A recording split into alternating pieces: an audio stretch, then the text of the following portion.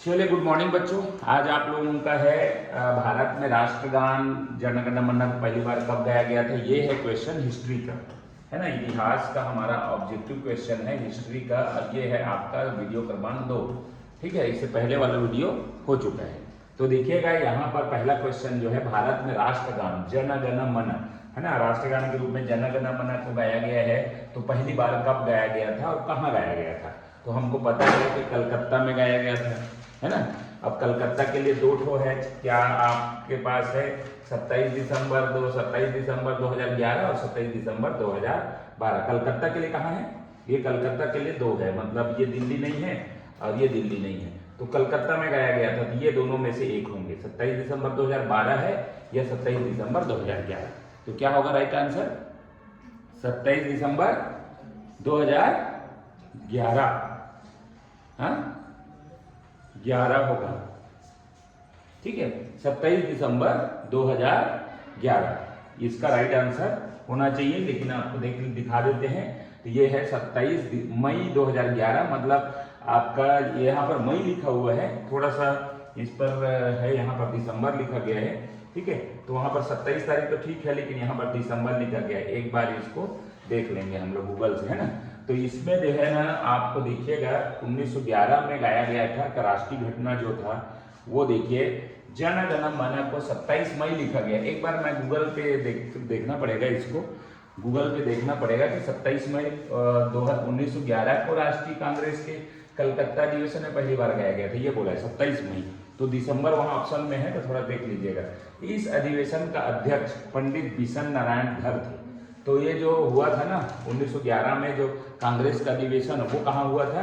तो ये हुआ था आपका कलकत्ता में। और इस अधिवेशन का अध्यक्ष किसने किया था? पंडित बिशन नारायण धर, ठीक है। यह रविंद्रनाथ टैगोर द्वारा रचित बंगाली भजन, उस भजन का क्या नाम है? बंगाली भजन भारतो भाग्य विधाता का हिस्सा था, ठीक है। 12 दिसंबर 1911 में हुए दिल्ली दरबार में ब्रिटिश सरकार सम्राट जॉर्ज पंचम ने भारत की राजधानी कलकत्ता से दिल्ली स्थानांतरित करने की घोषणा की थी। क्या है आंसर? दिसंबर है ना। तो यहाँ पर आप मई है, इसको काट दीजिएगा, मई नहीं है, यहाँ पर दिसंबर है। तो लास्ट डी ऑप्शन जो है ना सही था, ठीक है।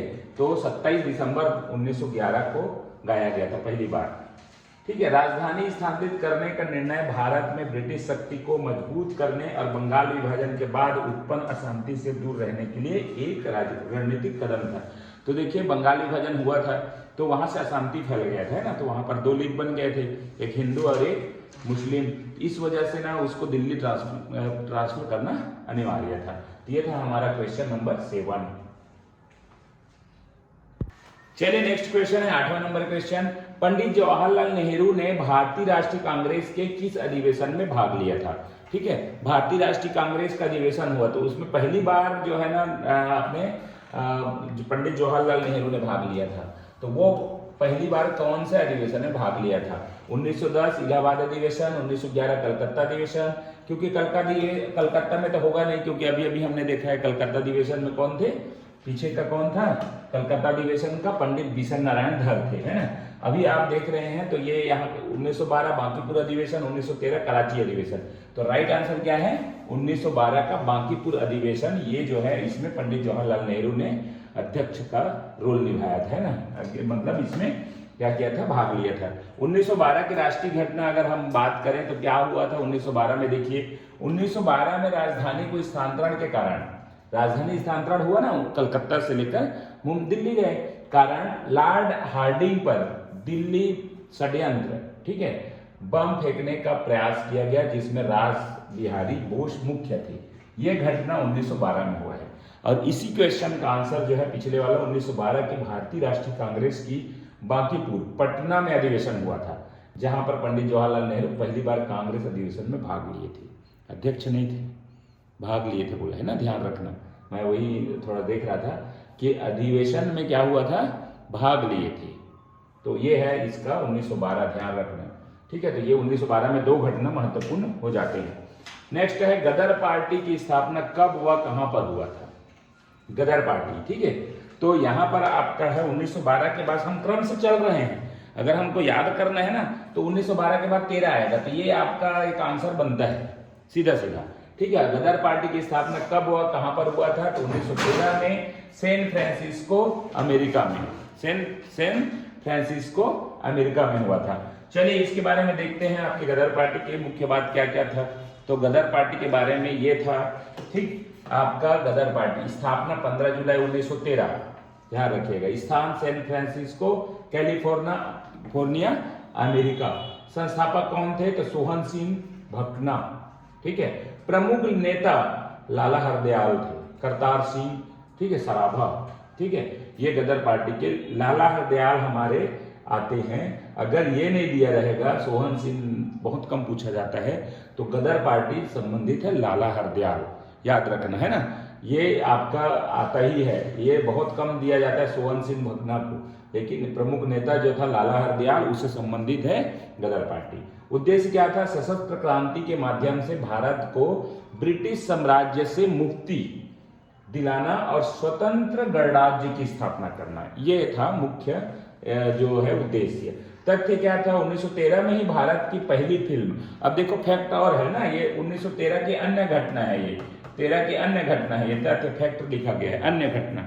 ये तो हो गया हमारे गदर पार्टी से संबंधित। ठीक है, नेता कौन था, कब हुआ था, कहां हुआ था, ये 3-4 चीजें आपके आ गया। फिर आपको देखना 1913 में ही भारत की पहली फिल्म, एक फिल्म बना, भारत की पहली फिल्म राजा हरिश्चंद्र रिलीज हुई, जिसका निर्देशन दादा साहब फाल्के ने किया था, है ना। और यही दादा साहब फाल्के के कारण ऐसा फिल्म बनाने के लिए उसको नोबेल भी मिला था, और क्या हुआ था, इसी के नाम से अवार्ड भी फिल्म जगत में आज भी दिया जाता है, इसी के नाम पर। ठीक है, तो ये 1913 की घटना, राजा हरिश्चंद्र नामक फिल्म रिलीज हुआ था। चलिए अगला क्वेश्चन है, अगला क्वेश्चन, महात्मा गांधी किस वर्ष दक्षिण अफ्रीका से भारत लौटे थे। ठीक है, किस वर्ष दक्षिण अफ्रीका से भारत लौटे थे, गए थे वो नहीं पूछा है, जब गए थे वो भी मैं बताऊंगा, लेकिन वापस लौटे थे दक्षिण अफ्रीका से भारत। ठीक है, तो वो था हमारे यहाँ पर जो दिया है, अब देख लीजिएगा 1913 तक हम लोग गए थे, 14 दिया नहीं है, मतलब कि क्या होगा 15, क्या होगा 15। हम लोग नेक्स्ट में जा रहे हैं, है ना, क्रम से मैं इसको ऑब्जेक्टिव क्वेश्चन एक ठो दो ठो बनाया हूँ। तो चलिए 9 जनवरी 1915 को जो है भारत पहुंचे थे, कब गए थे ये देखते हैं। ठीक है, गांधी जी का दक्षिण अफ्रीका यात्रा, गांधी जी 1893 में अपने 24 वर्ष की आयु में 1 साल के कानूनी काम के लिए दक्षिण अफ्रीका गए थे, 1 साल के लिए गए थे। वहां उसे नस्ली भेदभाव का सामना किया तथा वह वहां 21 साल तक रहे। कितने साल तक, 21 ईयर, मतलब ये भी पूछ सकता है ना, क्योंकि ना पुराना हो गया ना, कब आए कब गए, ये तो पुराना हो गया, तो आपको 21 साल तक वहां का रहने को मिला। वहां अहिंसक प्रतिरोध, सत्याग्रह है, आधारता होगा, सत्याग्रह और नागरिक अधिकारों के लिए संघर्ष किया। सत्याग्रह वहीं पर किया था पहली बार। देखो यहाँ पर क्या क्या स्थापना हुआ है, यहाँ पर क्या क्या स्थापना हुआ है उसको देख लीजिए। तो गांधी जी ने दक्षिण अफ्रीका में ये मुख्यतः ये कार्य किया था, है ना, वापसी के पहले तक क्या किया, सबसे पहले जो है 1894 में नेटाल इंडियन कांग्रेस की स्थापना किया है। नेटाल इंडियन कांग्रेस कहां पर, दक्षिण अफ्रीका में। इसका क्या था, ये क्यों किया था, तो भारतीय समुदाय को एकजुट करने के लिए, है ना, वहां भी भारतीय लोग थे तो एकजुट करने के लिए। दूसरा ब्लैक एक्ट 1906 में लाया, भारतीयों के लिए पंजीकरण अनिवार्य करने वाला कानून लाया। ठीक है, तो ये दो जो है वो किया। टालस्टॉय फार्म बोलते हैं 1910 में सत्याग्रहियों को प्रशिक्षण देने के लिए जोहान्सबर्ग में स्थापना किया। कहां पर स्थापना किया, दक्षिण अफ्रीका के जोहान्सबर्ग में इन्होंने ये स्थापना किया। चौथा है भारतीय राहत अधिनियम 1914 में बनाया, और ये था भेदभावपूर्ण कानून को खत्म किया तथा पारित भी हुआ। मतलब भारतीय राहत अधिनियम, मतलब भारतीयों को क्या दिया जाता था पहले, मतलब काले और गोरे का फर्क किया जाता था, नस्ल भेद बोलते हैं जिसको, क्या बोला है, कहां पर लिखा है, नस्ल, कहीं पर लिखा है ना नस्ल भेद, कहां पर है, नस्ली भेदभाव, ये देखिए नस्ली भेदभाव, मतलब वो लोग गोरे हैं और हम लोग काले। तो बहुत सारा उन्होंने क्या किया, इस तरह से काम किया। उसके बाद ये अक्सर पूछा जाता है ना, टालस्टॉय आश्रम, एक फिनिक्स आश्रम भी था, अब ये यहाँ लिखा नहीं गया है, फिनिक्स आश्रम याद रखना, वो भी दक्षिण अफ्रीका में ही किया था। फिनिक्स आश्रम कहीं दिख नहीं रहा है ना, लेकिन ये था, मेरे को यहाँ तक याद है। फिनिक्स आश्रम की स्थापना दक्षिण अफ्रीका में गांधी जी द्वारा किया गया। चलिए, भारत वापसी 1915, 9 जनवरी 1915 को गांधी जी दक्षिण अफ्रीका से भारत लौटे थे। ठीक है, इस दिन 9 जनवरी को प्रतिवर्ष प्रवासी भारतीय दिवस के रूप में मनाया जाता है ना।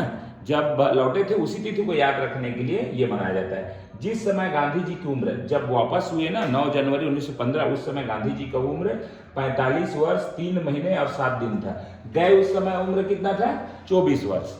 जब आए ना तो कितने वर्ष के थे वो? 45 वर्ष, है ना। 45 वर्ष 3 महीने और 7 दिन के थे वो। तो ये था गांधी जी के दक्षिण अफ्रीका के बारे में खास बातें।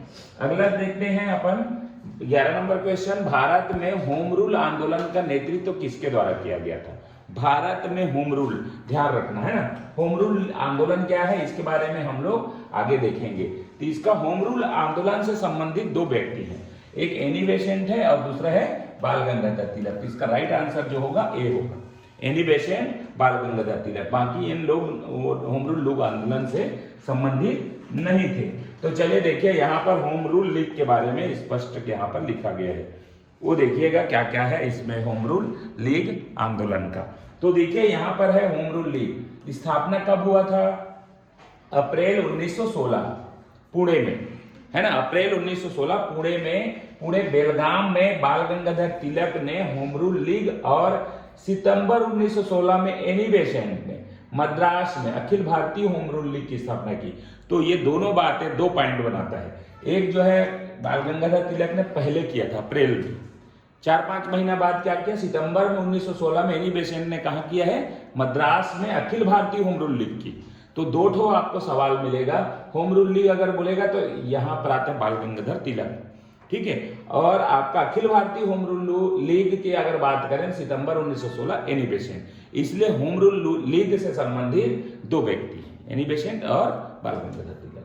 दूसरा, 1918 में दोनों लीग का विलय हो गया तथा बाद में इसका नाम बदलकर स्वराज शब्द रखा गया। देखो ध्यान रखना, स्वराज, ठीक है। उद्देश्य, भारत में ब्रिटिश राज के तहत स्वशासन, डोमिनियन स्टेट की मांग करने के लिए, ठीक है, या संवैधानिक तरीकों से स्वराज प्राप्त करना। संवैधानिक तरीके से, है ना, संविधान में जो तरीका अपनाया गया उस तरीके से स्वराज अपना प्राप्त करना इसका उद्देश्य था। होम रूल आंदोलन का आदर्श वाक्य क्या था? भारत के लिए स्वशासन। क्या था? भारत के लिए स्वशासन। होम रूल शब्द को अपनाया गया था आयरलैंड से। एनी बेसेंट कहाँ की थी? आयरलैंड। इसी वजह से आयरलैंड से यह शब्द होम रूल सब अपनाया गया, होम रूल शब्द। तथ्य, 1916 में ही लखनऊ, अगर एक्स्ट्रा है ना, ये एक्स्ट्रा है, इससे संबंधित नहीं है, ये तथ्य करके लिखे, और अन्य लिखना था, तथ्य है, अन्य है ना, एक्स्ट्रा है इसमें, ये काम खत्म होम रूल लीग के बारे में, इतना तथ्य है। नेक्स्ट है 1916 में ही लखनऊ समझौता हुआ था, जहां भारतीय राष्ट्रीय कांग्रेस और मुस्लिम लीग फिर से एक हुए। देखो कब अलग हुए थे? 1905। कब अलग हुए थे? 1905 में बंग भंग आंदोलन हुआ था, जहां पर क्या हुए थे? मुस्लिम और लीग 1906 में बना, 1906 में मुस्लिम लीग की घटना हुआ। उसके बाद 1912 में 11 में किसने रद्द कर दिया था? हाँ, लेकिन अधिवेशन में वो लोग भाग नहीं ले रहे थे। तो 1916 में ये लोग क्या किए? लखनऊ समझौता हुआ, जहां पर फिर से एक हो गए। 1916 के ही नरम दल और गरम दल के नेता फिर से एक हुए, वही चीज है ना। 2 देखो, एक घटना तो 1906 में हुआ था। 1906 में जो हुआ वो लीग जो है ना, मुस्लिम और हिंदू बन गए, H&M मुस्लिम लीग बने थे। 1907 में क्या हुआ था? यहाँ पर फिर से हिंदू वाले 2 दल में बढ़ गए थे, एक नरम में, गरम में बटे थे ना। तो वही लोग भी, जैसे ये लोग आ गए वापस, वैसे ही नरम दल और गरम दल वाले भी एक हो गए। 1916 3 फरवरी 1916 को मदन मोहन मालवीय के प्रयास से बनारस हिंदू विश्वविद्यालय की स्थापना हुआ। तो ये था पहला विश्वविद्यालय भारत का, इसको भी याद रखिएगा, बनारस हिंदू विश्वविद्यालय, BHU के नाम से जाना जाता है, ठीक है। BHU आज भी दिल्ली में कहाँ है? बनारस में है, उत्तर प्रदेश बनारस, BHU, ठीक है। ये 3 फरवरी 1916 को किसके प्रयास से? मदन मोहन मालवीय, ठीक है। BHU का आपको ध्यान रखना है, ठीक है। तो ये था हमारा नेक्स्ट क्वेश्चन। अगला चलते हैं अब 12 नंबर क्वेश्चन। गांधी जी ने 1917 में भारत में सबसे पहले सत्याग्रह का प्रयोग कहां पर किया था?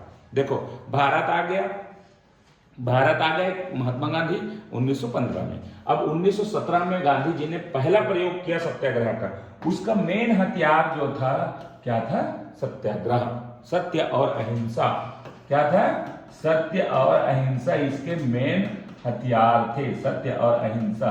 और इसी के लिए सत्याग्रह करते थे वो, उसको नाम देते थे सत्याग्रह, सत्य के लिए लड़ाई लड़ना, है ना। तो गांधी जी ने 1917 में पहली बार प्रयोग किया था भारत में। वहां तो जीत हासिल हुआ था, है ना, और भारतीयों के लिए अलग से एक्ट भी पारित करवा दिया था 1914 में। तो अहमदाबाद, बारडोली, चंपारण, पुणे, क्या आंसर है? राइट आंसर क्या होना चाहिए? चंपारण। राइट आंसर क्या होगा? चंपारण। तो चलिए देखते हैं इसके बारे में आगे जो है इसके चंपारण सत्याग्रह इसका राइट आंसर है। तो चंपारण सत्याग्रह के बारे में लिखा दिया है, ठीक है। देखिएगा चंपारण सत्याग्रह 1917 में, ठीक। चंपारण आंदोलन, ये क्या था? चंपारण आंदोलन, यह सत्याग्रह क्या से संबंधित था? यह आंदोलन अप्रैल 1917 में शुरू हुआ, जब महात्मा गांधी बिहार के चंपारण जिले के चंपारण में नील किसानों के शोषण, नील की खेती होता था वहां पर, इसको बोला गया तिनकठिया प्रणाली के खिलाफ किसानों के बुलावे पर पहुंचे तथा भारत में अपने पहले सत्याग्रह का सफल नेतृत्व किया। नील की खेती, तिनकठिया प्रणाली मतलब 4 काठा, काठा जानते हो ना, एक दिन बताया था मैं काठा इस तरीके से 4 में से 4 होता था, 4 हिस्सा करते थे, है ना, 4 हिस्सा करते थे, उसमें से 3 हिस्सा जो है अंग्रेजों को दे देते थे, 1 हिस्सा अपने पास। इसको बोलते थे तिनकठिया प्रणाली। तो इसके नील के किसानों में शोषण हो रहा था ना, तो ये शोषण के विरुद्ध इन्होंने पहली बार पहले सत्याग्रह का सफल नेतृत्व किया। तो गांधी जी का पहला सफल नेतृत्व जो सत्याग्रह के लिए चंपारण सत्याग्रह, याद रखना क्यों हुआ था। अब तिनकठिया प्रणाली क्या होता है? तो देखिए मैंने 4 बताया था, यहाँ पर 20/3 है। यूरोपीय बागान मालिक किसानों को कुल भूमि के 3/20 हिस्से पर नील की खेती करने के लिए मजबूर करना, जिसे तिनकठिया प्रणाली के नाम से जाना जाता है। 3/20 मतलब यह हुआ 20 हिस्सा था, ठीक है। 20 हिस्सा में 3 हिस्सा जो है किसान को होगा, ठीक है। अब बाकी जो है 17 हिस्सा जो है ब्रिटिश, ठीक है, एक ही मतलब है ना। 3 हिस्सा जो है क्या था? किसानों के लिए, और 20 हिस्सा में से 17 उनका। तो ये इसे मजबूर करते थे, इसको तिनकठिया प्रणाली बोलते थे। ये हो गया चंपारण सत्याग्रह के बारे में। अन्य तथ्य के बारे में क्या लिखा गया है ये देखिएगा। 1917 की 20 अगस्त 1917 को मॉन्टेग्यू घोषणा ब्रिटिश सरकार द्वारा किया गया। यह घोषणा भारत में स्वशासन और भारतीयों की भागीदारी बढ़ाने की दिशा में महत्वपूर्ण कदम था। तो मॉन्टेग्यू, चेम्सफोर्ड ऐसा कुछ आता है, मॉन्टेग्यू है ना, लॉर्ड मॉन्टेग्यू जो है भारत को वायसराय थे। तो ये जो है मॉन्टेग्यू घोषणा होता है 20 अगस्त 1917 को। 19 नवंबर 1917 का एक घटना होता है, भारत की पहली महिला प्रधानमंत्री इंदिरा गांधी का जन्म, ठीक है। 20 नवंबर 1917 को है बोस अनुसंधान संस्थान कलकत्ता की स्थापना। तो बोस अनुसंधान संस्थान की स्थापना हुआ है, ये एक्स्ट्रा फैक्ट है, आपको जरूरत पड़ेगी तो वहां इस्तेमाल होगा। चलिए नेक्स्ट क्वेश्चन है 13 नंबर क्वेश्चन। महात्मा गांधी ने अहमदाबाद में मिल मजदूरों की सफल हड़ताल का नेतृत्व किस वर्ष किया था? 1916, 17 तक हम लोग पहुंच चुके हैं। अब जो आएगा कौन सा आएगा? 1919। Right answer 1918। राइट आंसर क्या होगा? 1918। अहमदाबाद मिल मजदूरों की हड़ताल। अभी देखते हैं इसके बारे में तथ्य क्या लिखा गया है। अहमदाबाद जो है अहमदाबाद मिल मजदूर हड़ताल 1918। तो देखिएगा अहमदाबाद कहां पर है? ये अहमदाबाद गुजरात, ठीक है। मिल मजदूर हड़ताल हुआ 1918 में, जब मजदूरों ने प्लेग बोनस खत्म करने, प्लेग बीमारी था, बोनस खत्म करने और महंगाई के कारण 50% वेतन वृद्धि की मांग को लेकर हड़ताल किया था, ठीक है। गांधी जी ने हस्तक्षेप कर सत्याग्रह का प्रयोग किया और पहला आमरण अनशन किया। ये भी आपका फैक्ट है। गांधी जी ने पहली बार कहां पर आमरण अनशन किया था? मिल मालिक 20% वेतन देने को तैयार थे, ठीक है, पर गांधी जी के आंदोलन में सत्याग्रह व सफल भूख हड़ताल के बाद 35% वेतन वृद्धि मिला, ठीक। मजदूरों की तरफ से अनुसुईया साराभाई जो मालिक की बहन थी, जिन्होंने गांधी जी का मदद की थी। तो ये था क्या था? अहमदाबाद मिल मजदूर हड़ताल। अन्य तथ्य क्या था 1918 का? तो मार्च 1918 खेड़ा सत्याग्रह हुआ था, ठीक है। दूसरा है जुलाई 1918 मॉन्टेग्यू चेम्सफोर्ड रिपोर्ट आया। भारत में संवैधानिक सुधार के लिए यह रिपोर्ट थी जिसने भारत में स्वशासन की दिशा में कदम बढ़ाया। तो ये एक्स्ट्रा फैक्ट था। चलिए, ब्रिटिश सरकार के 14 नंबर क्वेश्चन है, ब्रिटिश सरकार के विरुद्ध शुरू किए गए खेड़ा सत्याग्रह। खेड़ा सत्याग्रह अभी हमने जिक्र किया था, है ना, 1918 में हुआ था। तो नेता कौन थे? बाल Gangadhar Tilak, Mahatma Gandhi, Annie Besant, Pandit Jawaharlal Nehru. Right answer क्या होगा? महात्मा गांधी। तो ये जो था खेड़ा सत्याग्रह के बारे में अब हम यहाँ पर देखने वाले हैं। खेड़ा सत्याग्रह के बारे में ज्यादा पॉइंट नहीं है, छोटा सा है। खेड़ा सत्याग्रह 11 मार्च 1918 में गुजरात के खेड़ा जिले में हुआ था। ठीक है, गुजरात में ही हो रहा है ना, क्योंकि ना गुजरात में पहले लोकल राज्य में पहले अपना प्रयोग कर रहे हैं। अहमदाबाद हुआ, गुजरात में हुआ, ठीक है, खेड़ा हो गए, गुजरात में हो गए, चंपारण हो गए, गुजरात में हो गए, सॉरी बिहार में था वो ना, तो ये अलग राज्य में भी हुआ है, पहले प्रयोग तो अलग राज्य में हुआ है। नेता महात्मा गांधी और सरदार वल्लभ भाई पटेल, मोहनलाल पंड्या, 3 लोगों का नाम आता है, लेकिन मुख्यतः कौन थे? महात्मा गांधी। ठीक है, आगे देखते हैं कारण क्या था। तो अकाल और फसल खराब होने के बावजूद लगान वसूली के विरोध में किसानों ने अहिंसक आंदोलन किया था और अंततः सरकार को कर स्थगित करने पर मजबूर होना पड़ा। तो यह सफल सत्याग्रह था, खेड़ा सत्याग्रह सफल हुआ था एकदम, है ना, कि ये भाई लगान वसूल करना था इनको, अकाल और फसल खराब होने के बावजूद भी, तो उनके खिलाफ था। 15 नंबर है, ब्रिटिश सरकार द्वारा रॉलेट एक्ट किस वर्ष लाया गया था? रॉलेट एक्ट क्या था ये रॉलेट एक्ट? तो ये 1919 इसका आंसर होगा। रॉलेट एक्ट के बारे में अब जानते हैं हम लोग, है ना, 1919 रॉलेट एक्ट जो है 1919। तो क्रम से जैसे पढ़ा रहा हूं ना उस तरीके से आपको नोट करना है ना। 1885 से हम लोग शुरू किए थे, 1885 से, तो अब जो है ना हम लोग पहुंच चुके हैं 1919 में। तो क्रम से नाम कम से कम याद रखना, कब हुआ था वो बढ़ गए। तो रॉलेट एक्ट के बारे में यहाँ पर आप देख पा रहे हैं, 21 मार्च 1919 को हुआ था रॉलेट एक्ट। क्या था? ब्रिटिश सरकार द्वारा भारत में राष्ट्रवादी आंदोलन को कुचलने के लिए लाया गया। राष्ट्रवादी, है ना, राष्ट्रवादी आंदोलन। भाई यहाँ के नेतागण, जनता जो है राष्ट्र के प्रति बढ़ते जा रहे थे।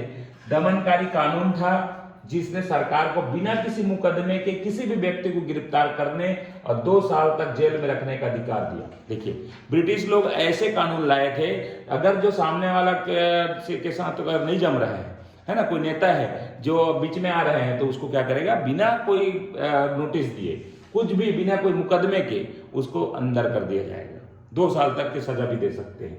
इस समय लॉर्ड चेम्सफोर्ड भारत के वायसराय थे। रॉलेट एक्ट लाने का उद्देश्य क्या था? क्यों लाए थे वो लोग? भारत में प्रेस पर रोक लगाना। मतलब कोई भी प्रश्न उठ रहा है, प्रश्न उठाने वाले प्रेस वाले थे, तो प्रेस पर रोक लगाना था। प्रथम विश्व युद्ध के बाद भारत में बढ़ रही क्रांतिकारी गतिविधियों और राष्ट्रवाद को दबाना, है ना, वो नहीं चाहते थे कि हमारे यहाँ ऐसा हो। ठीक है, रॉलेट एक्ट के कारण भारतीयों के मौलिक अधिकारों का हनन हुआ। ये जो है रिजल्ट था उस टाइम ना, ये तो आपका जो था उद्देश्य था, ये आपका रिजल्ट के रूप में क्या हुआ फिर? रॉलेट एक्ट के कारण भारतीयों के मौलिक अधिकारों का हनन हुआ। मौलिक अधिकार थे 6 मौलिक अधिकार बाद में बनाया गया ना हमारे यहाँ, लेकिन मौलिक अधिकार उनका तो रहा होगा ना, कुछ तो अधिकार रहा होगा, लेकिन हमारे यहाँ तो बाद में बना 6 अधिकार, है ना, 7 अधिकार थे पहले। रॉलेट एक्ट के विरोध में गांधी जी ने रॉलेट सत्याग्रह 6 अप्रैल 1919 शुरू किया। तो गांधी जी द्वारा रॉलेट सत्याग्रह शुरू किया गया था। कब किया गया था? 6 अप्रैल 1919 से। ठीक, नेक्स्ट है रॉलेट एक्ट के विरोध में ही जलियांवाला बाग हत्याकांड, आप सुने होंगे, जलियांवाला बाग हत्याकांड 13 अप्रैल 1919 जैसे घटना हुई, यही था, है ना। तो इसलिए रॉलेट एक्ट को काला कानून, ब्लैक एक्ट के नाम से जाना गया। तो ये क्वेश्चन भी बनाता है कि काला कानून किस एक्ट को कहा जाता है। ठीक है, तो रॉलेट एक्ट। अन्य तथ्य 1919 का अन्य जो फैक्ट था वो देखिएगा, भारत सरकार अधिनियम या मॉन्टेग्यू चेम्सफोर्ड सुधार 1919। और ये क्या था? तो द्वैत शासन प्रणाली की शुरुआत हुआ था यहाँ से। ठीक है, जलियांवाला बाग हत्याकांड 13 अप्रैल 1919 को जनरल डायर द्वारा बाग में गोली चलाया गया था। ठीक, तीसरा है असहयोग आंदोलन की नींव डाली गई 1919 में, शुरुआत 1920 से हुआ है। अभी आएगा नेक्स्ट असहयोग आंदोलन, है ना। खिलाफत आंदोलन 1919 से 22 तुर्की के खलीफा के अपमान के विरोध में शुरू हुआ था, खिलाफत आंदोलन।